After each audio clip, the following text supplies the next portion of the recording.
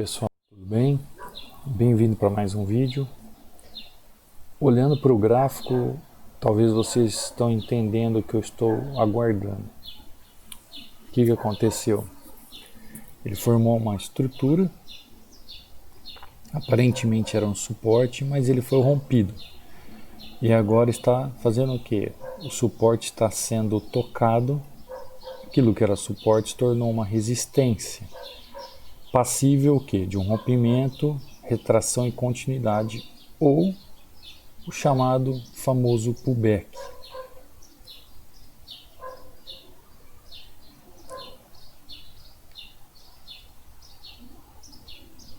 Agora esse pullback ele não fez o pullback na primeira estrutura. Oxe, ele está tocando a parte de cima. Eu vou dar mais uma entrada aqui porque ele veio respeitar esse outro fundo, mas eu acredito que ele venha a descer porque o movimento é muito forte. O movimento está fazendo 1, 2, 3, rompimento, retração e continuidade, que é o famoso pullback. E aqui eu entrei um pouco mais forte porque ele rompeu o primeiro fundo, foi buscar o fundo de trás, o anterior, para quase fazer 50% do movimento dessa perna. Vocês conseguiram entender? Ele estava num fundo aqui, onde ele deveria ter segurado, não segurou, ele rompeu. Quando ele rompe, o que nós buscamos? Houve o rompimento, aí ele vai retrair e vai continuar o movimento, porque isso aqui é um movimento de expansão muito forte. Então ele volta, eu entrei aqui no primeiro fundo, já imaginando ele rompeu, o relógio, o tempo me dava o tempo ainda de entrada, quando ele chegou aqui no fundo acima, teoricamente onde ele respeitou quase 50% desse movimento aqui, eu entrei novamente. E mesmo assim, aquele primeira entrada já tinha dado gain. Tanto é que eu fiz 3 ordens, as 3 ordens deu gain. E aí que você vê a continuidade do movimento. Aquilo que nós estávamos vendo. O que eu estava querendo mostrar para vocês aqui na prática, né? O rompimento. Aí ele faz a retração. E aí ele faz a continuidade do movimento.